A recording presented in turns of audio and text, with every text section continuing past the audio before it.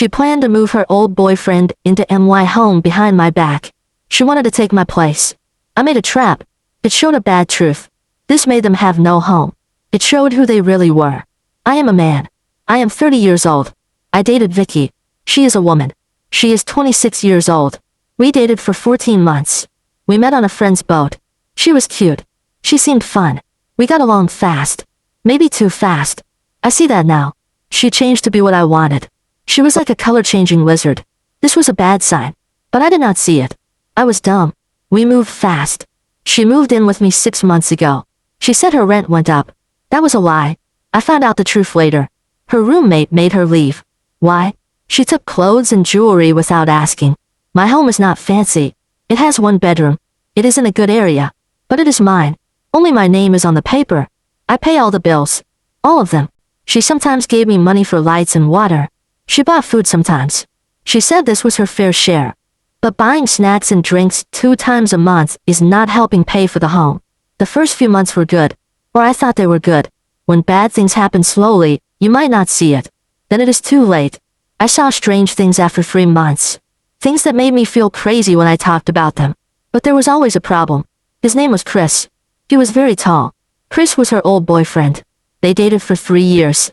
They broke up 8 months before we met. And I heard about Chris all the time. It started with small things.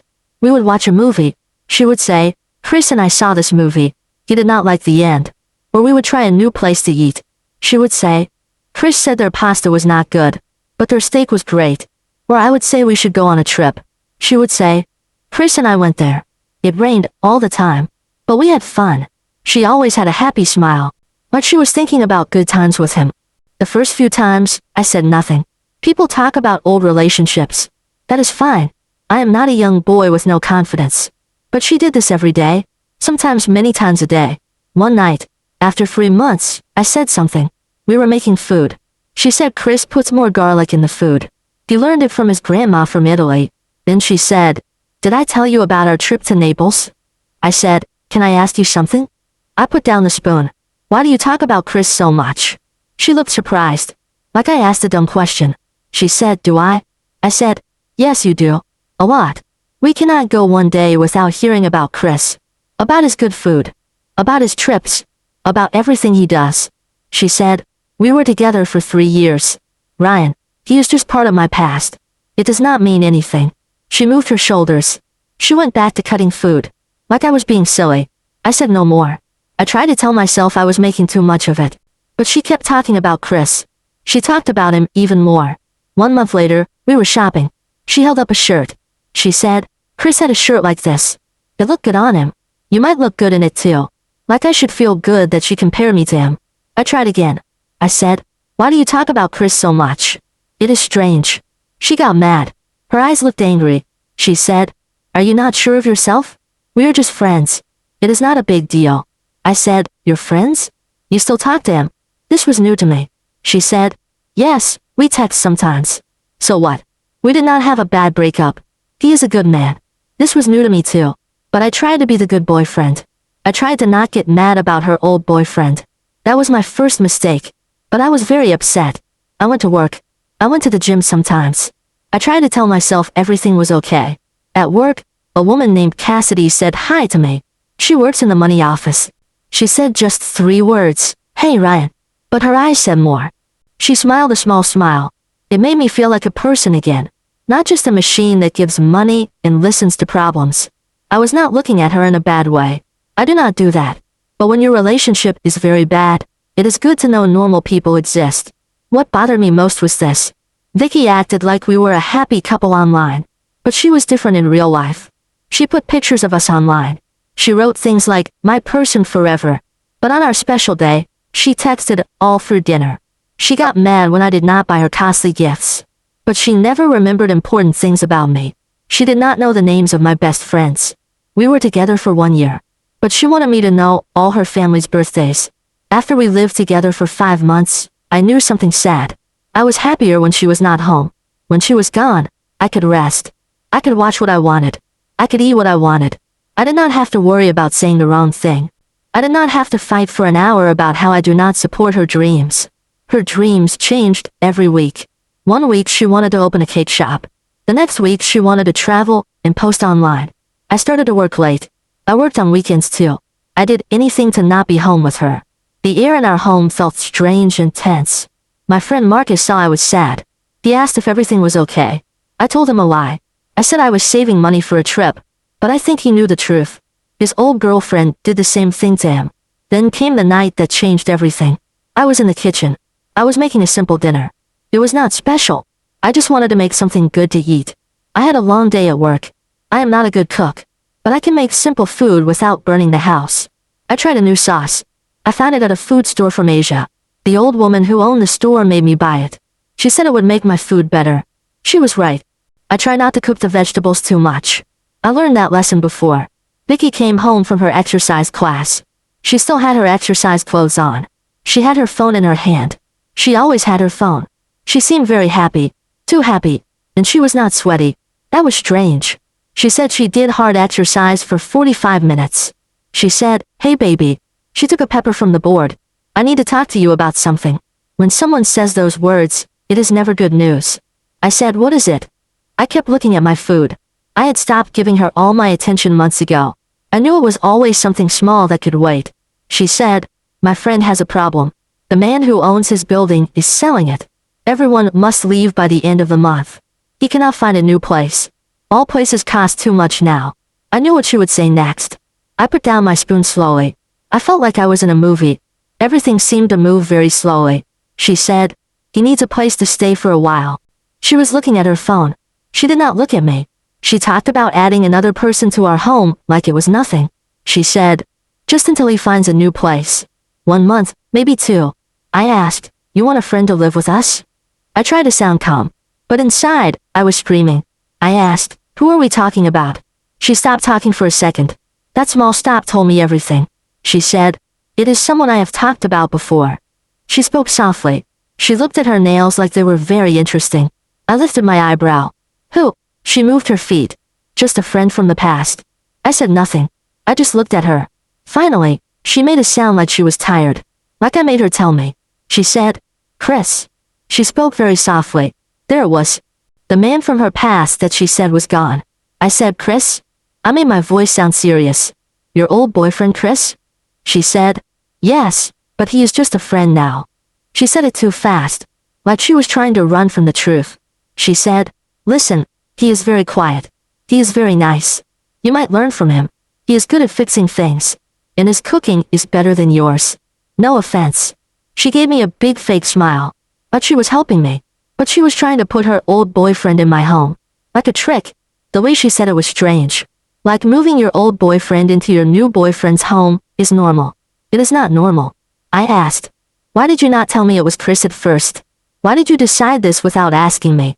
I said, "This is my apartment." She said, "Our apartment." That was not true. Only my name is on the paper. I pay all the rent. I pay for almost everything else. I wanted to yell. I wanted to tell her all the lies. All the excuses. All the fake times she said she was with her friends. But I looked at her. She truly believed this was okay. She thought moving her old boyfriend in was fine. She thought it would not break our relationship. Then I knew. She did not think we were in a real relationship anymore. To her, this was just a place to live with good things for her. I was not her partner. I was just noise with money. Talking would not change her mind. So I do not know why, but I said, "Okay." I knew then that I was done with her. But I wanted to see what she would do. I wanted to see how far she would go. Sometimes you must let people show you who they are. She looked surprised for a second. Then she smiled big. She said, "Really? That is great. You are the best." She kissed my cheek. She said, "I will tell him. He wants to bring some things here tomorrow." She walked away. She was typing on her phone fast. She was telling Chris the good news. Her fingers moved so fast, like she was stopping a bomb from going off. I just stood there. I felt very calm, but my relationship had just ended. For the next hour, I finished making dinner. I did it without thinking. She took a shower and got dressed. My mind was working fast. I was planning what to do next. She came out with new clothes. She took a plate of food. She did not say thank you. She did not offer to clean the plates. She took food like it was hers. She said, "This is good." She sounded surprised that I made something good to eat. She said, "Oh, and Chris might come later. He wants to see the living room. Is that okay?" She had a lot of nerve. I asked, not tonight. She said, no, tomorrow probably. Hey, I am going to the store. Then I am meeting Jin for drinks. Do not wait up. She kissed my cheek. She left before I could say anything. I heard her car start. Something inside me broke. I called Jin right after Vicky left. I wanted to know if Vicky was lying. Jin said, hey Ryan, what's up? She sounded surprised to hear from me. I asked, are you meeting Vicky for drinks tonight? The quiet time told me everything. Jin said, no. I have not talked to her since last week. I said, great, thanks. That was all I needed to know. I hung up the phone. I looked at my food on the plate. It was half-eaten and getting hard. That was it. The end of our relationship. I thought it was a real relationship. She was not even trying to hide her lies now. She lied without thinking. It was easier than telling the truth. When her car left, I looked at the time. It was 7:22 at night. She usually spent 1 hour at the store, plus time with Jen. But I knew now she would be with Chris. That meant at least 2 or 3 hours. I had a lot of time, but I wanted to be safe. I stood in the kitchen. I made my decision. This ends now. Not tomorrow. Not after a big fight. Now. I got big boxes from the closet. I started with her clothes. I did not fold them nice. I just grabbed them and put them in the boxes. Her expensive pants that cost $200 went in with her cheap shirts. Her dresses for special events went in with her exercise clothes. She never used the exercise clothes. I almost put my favorite sweatshirt in the box. But I remembered it was mine. She just wore it so much that it was in her drawer. She took 3 of my drawers for her clothes. She came with only 2 small bags of clothes. That is funny. I looked at the time. 7:40 at night. I was too slow. I had to go faster. In the bathroom, I put all her makeup and hair things in a box. Many bottles were half full. Most still had price tags on them. Her expensive green rock for her face went in too. It cost $75. I remembered how she would hide it when her friends called. She did not want Chris to know she spent so much money on a rock for her face. I found her jewelry box. It was behind my game machines. That was strange. She always said she did not know where anything was. Inside was her jewelry. But there were also things I did not know. There was a man's watch. It was not my style. It was not my size. I put it all in the box. While I put her things in boxes, I called people who fix locks. The first 2 could not help me. They were too busy. They do not work at night. The third one said yes. But he wanted a lot of money because it was late at night. $250 just to come. That is a lot of money. But for this problem, it was worth it. He said he would come in 45 minutes. I gave him my address. I went back to packing. By 8:30 at night, I had most of her things. 3 big boxes, 2 bags, and a trash bag full of shoes. I missed some things. Her things were everywhere after 6 months. But I got the important things. The things she cared about. Her special candles she never burned, but always bought. Her books about helping yourself that she never read. The pillows for the couch that she said we needed. But the pillows made the couch hard to sit on. I found a box under the bed. It had tickets, photos, and love letters. I opened one letter. It was from 3 months ago. We were together then. It said, forever yours. I put it in the box. I did not have time for that pain. I looked at my phone. No message from Vicky. That was good. The lockman came at 9:05. He looked at all the bags. He knew what was happening. He asked, bad night. I said, this should have happened a long time ago. I showed him my paper for the apartment. I showed him my ID. I proved I could change the locks. He nodded. He started to work. He said, women, right? I did not say anything. This was not about all women. This was about Vicky and her lies. This was about the person I thought I knew. But she was a different person. The man worked without talking after that. He probably thought I was in shock. Maybe I was.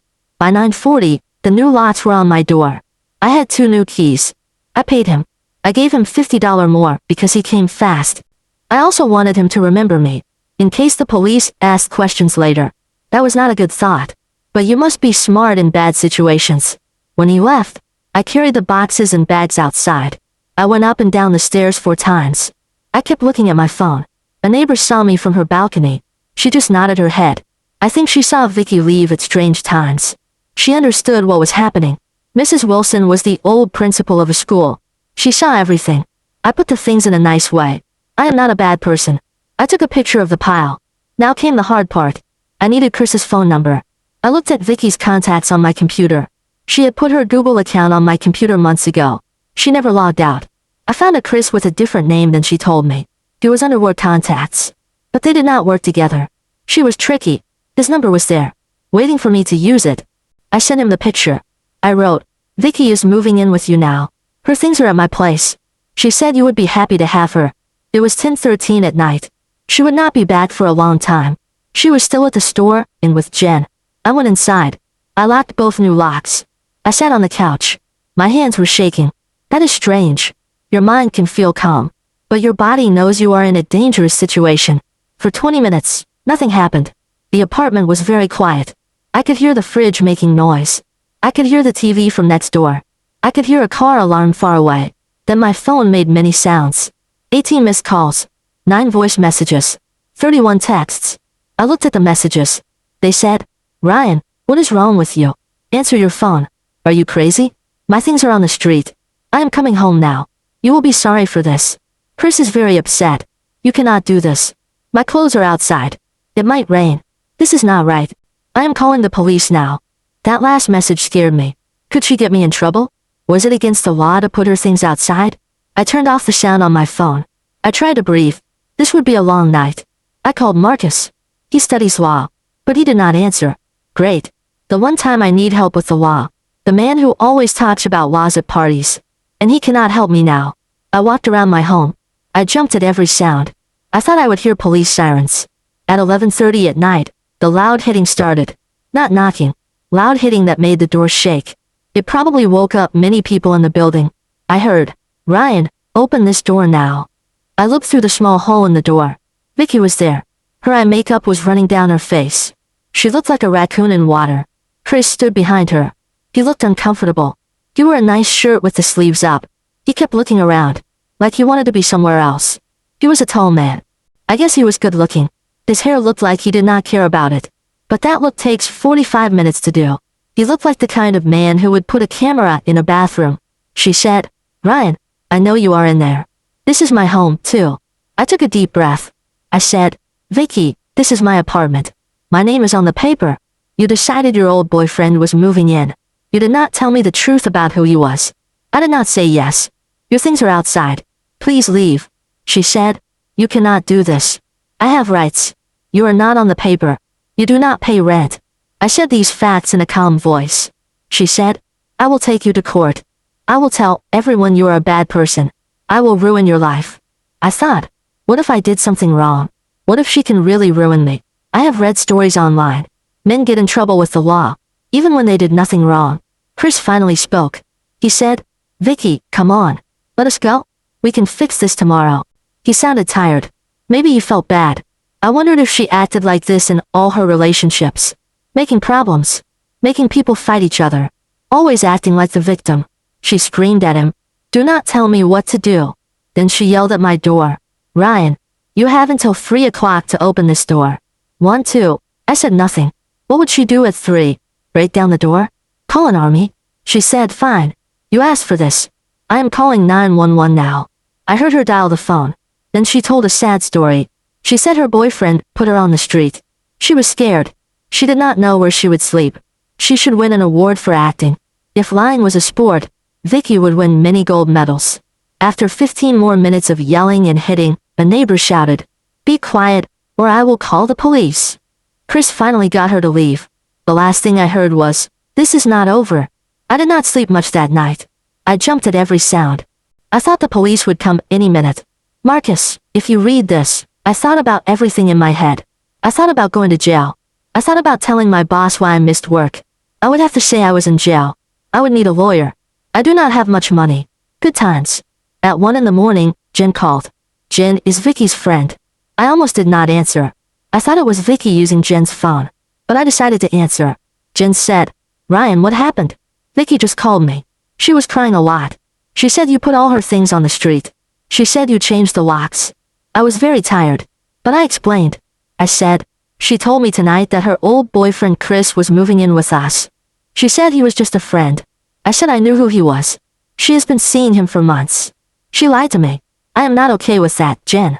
Jen was quiet for a moment. She said, wait, Chris was moving in? She just told you? She did not ask you? And she has been talking to him behind your back this whole time. I said yes. Jen said, wow, that is really bad. I always wondered why she left our girls' nights early. She said she had to do things. But putting her things outside, that is extreme, Ryan. I asked, what was I supposed to do? Let her old boyfriend move into my apartment after she lied to me for months? She sighed. She said, I do not know. This whole situation is bad. But be careful, okay? She says she will get you in trouble with the law. That did not help me feel less worried. But it was interesting. Jen seemed more surprised by Vicky's actions than mine. Maybe Vicky had done things like this before. I did not know about it. After we hung up, I took a pill to help me sleep. I fell asleep on the couch. I did not want to sleep in the bed we shared. It felt bad somehow. The next morning, I woke up to more texts. Vicky wanted me to let her get her important things. Her list included the TV. She said we picked it out together. No, I bought it. She just pointed at the biggest one and said, that one. Her work computer. It was at her office. She said last week that she hated carrying it back and forth. The old record player. My brother gave it to me for my birthday. Her important money papers. This worried me. The plant that helps feelings. It was a cactus. I had it for 3 years before I met her. My grandmother's jewelry. Her grandmother was alive. She lived in Florida. The papers worried me. What if I missed something important? I texted back. I said, I packed what I could find that was yours. If you need specific important things, send a list through someone else. I will check if they are here. I can leave them with the building manager. You are not coming inside. She answered with many bad words. She said bad things about my mother. She said bad things about me as a man. She said no one would ever want to be with me. I blocked her number after that. Life is too short for this. At noon, Marcus finally called back. He said, thank God you answered, dude. I just saw your calls. What is happening? Are you okay? I told him everything. I told him about her trying to move and her old boyfriend. I told him about me packing her things. I told him about her getting mad and saying she would use the law against me. I tried to sound calm, but my voice was shaky. He listened. Then he gave me his thoughts. Only a law student would talk like this. Some good news, some bad news. The good news was that her name was not on the apartment paper. The bad news was that putting her things out can cause problems. Especially if she could prove she lived there long enough to have rights. He asked me questions. How long did she live there? Did she get mail at my place? Did she pay any bills? I told him, yes, she lived here about 6 months. Her mail came here. I told him she did not pay rent. But she sometimes gave money for lights and food. Not regularly. He said it would probably be okay. Especially since she tried to bring her old boyfriend without my permission. But he warned me that there was a small chance things could get difficult. He told me to save everything. Every text. Every picture. Especially the ones where she talked about bringing Chris. If the police came, he told me to stay calm. Show them the apartment paper. Tell them it was about safety. This was not the you are totally safe answer I wanted. But it was better than nothing. For the next few days, I jumped at every knock on my door. I thought it was the police coming to take me away. I even ordered food. I told them to leave it at the door. I was too scared to open the door. At noon on the second day, Chris texted me. He was surprisingly nice. He said, hey man, Vicky needs some important things. She says they are still at your place. Can you check when you have time? He did not say sorry. But at least he was not threatening me. I looked through what was left of her things. It was mostly junk she left in drawers. I found a folder with bank papers and a passport. I also found a picture of her and Chris. It was in a frame. She kept it hidden in her night table. That was really messed up. I put everything in a big envelope. I left it with the building manager. Chris picked it up the next day. The manager said Chris seemed embarrassed. He barely looked at the manager. Good. At least someone felt bad about this mess. After 4 days of waiting and worrying, no police came. I started to feel better. Maybe she was lying about calling them. Or maybe the police did not want to deal with relationship problems. But 1 week later, I learned something really bad. I saw Jen at the coffee shop near my work. It was just by chance. I was getting my black coffee. I like an extra shot in it. She was in line in front of me. She said, Ryan, oh my God. Have you heard what is happening with Chris? She looked shocked. But she also looked like she really wanted to tell me the news. I said no. What? She said, my roommate's sister works with a girl. This girl used to date Chris's roommate. Chris had to leave his old place. Why? He put his phone in the bathroom. He secretly recorded his roommate's girlfriend. The roommate beat him up and made him leave. And the worst part is that the video got out. Now Chris is in a group chat. Women use this chat to warn each other about bad men. I felt sick. I asked, Are you serious? That is why he needed a place to stay. She said, yes. He lied about the owner selling the building. He is a bad man. She took out her phone. She said, and get this. Someone tagged Vicky in a post about Chris yesterday. She knows what he did, Ryan. She showed me the post. There it was. Vicky's name was tagged. A comment said, this girl is still defending him. Watch out for her too. I felt sick. But I also felt relieved. I avoided more than just a bad roommate. I avoided a dangerous man in my home. I asked Jen, have you talked to Vicky about this? Jen rolled her eyes. She said, she says it is all a mistake. She says Chris is the victim. A jealous ex is causing problems. But 5 women have said he put cameras in bathrooms and changing rooms. There is proof, Ryan. Pictures, police reports. And she still supports him. It is messed up. I took a picture of one of the posts. I sent it to Marcus right away. I wanted to have it for legal reasons. He answered fast. He said I avoided a huge disaster. If Chris had moved in, it would have been a nightmare. With cameras. While we talked, Cassidy walked by our table. She said, hey Ryan. Just 3 words. She smiled. I smiled back. Jen saw this. She lifted her eyebrow. But she said nothing. Thank God for small good things. As people learned the truth, Vicky lost her friends. It happened very fast. Jen told me that even people who thought I was bad at first changed their minds. When they learned about Chris, they stayed away from Vicky. 2 days after Jen showed me the post about Chris, Vicky called me from a new number. She was screaming. Not because she was innocent, but because now people online knew she was with Chris. She screamed, this is your fault. People are tagging me. My boss saw it. I might lose my job. I said, sounds like your problem. Then I hung up. That was not my best moment. But I had no more patience for her acting like a victim. She kept trying to contact me. She used different phone numbers. She used her friends. She even had her little sister message me on Instagram. I blocked them all. Did I feel bad? No, not at all. Jen told me what happened. Jen became my source of information. Vicky and Chris were staying with Vicky's older sister, Megan. But one of Megan's workers sent her the story about the bathroom videos. Megan got very angry. She waited until they went out to eat. Then she changed the locks on her doors. She put their things in trash bags on her porch. She left a note that said, bad people not welcome here. It was harsh, but fair. They stayed with Chris's friend from college for a few days. Then his girlfriend found out about the bathroom videos. She made them both leave. The last I heard, they were sleeping in Vicky's car. That had to be uncomfortable for a man as big as Chris. It could not have happened to better people. The police never came to my apartment. I let Chris get one last box of Vicky's things. It had some mail, some books, and her extra hair straightener. I gave it to the building manager. I did not want to see either of them again. About 2 weeks after I locked her out, my friend Derek called. He said, dude, have you seen what Vicky is posting about you online? It is crazy. I had not looked at her social media. I thought it would just bring more problems. But I wanted to see what lies she told. So I used Derek's phone to look. It was bad. Very bad. She wrote posts calling me abusive, controlling, and unstable. She said I watched her phone. She said I kept her away from her friends. She said I threatened to hurt her. All of these were complete lies. But she wrote them well. People who did not know me might believe them. I said, this is insane. I gave the phone back to Derek. None of this happened. He said, I know, man. That is why I am showing you. You might want to do something about this. He was right. I took pictures of everything. I saved our text messages. The text showed her plans to move Chris in. I sent everything to Marcus to keep safe. I did not plan to use it. But if she made more problems, I had it. Better safe than sorry. Jen told me what was happening to Vicky and Chris. Jen did not want to tell me. But I think she enjoyed telling me. Vicky and Chris were having a very bad time now. They could not find a place to stay. Everyone knew about the bathroom video problem. Her parents would not let them stay. Her dad never liked Chris. She lost her job at the marketing company. Her boss found out about the bathroom videos. The company works with places that help women who have been hurt. The car company took her car last week.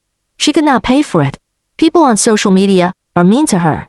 They tag her as creep defender everywhere. Vicky sent one last email from a new address. I blocked her other address. She said I ruined her life and her name. She wanted me to pay her money. She said it was for her feelings and for a place to live. I deleted the email. I did not finish reading it. If you do bad things happen to you.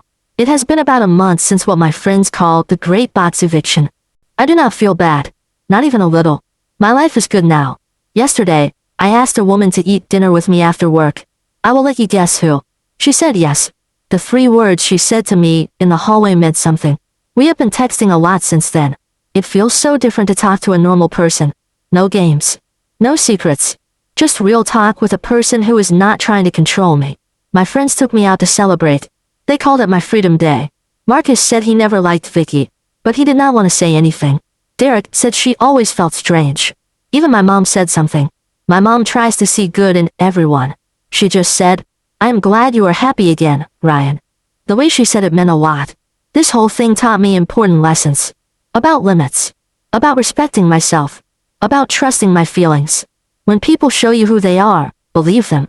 The first time. And when they try to move their creepy old boyfriend into your home, change the locks. So that is my story. And you know what? I do not care if I am the bad guy in her story. Some bad people remove themselves from your life.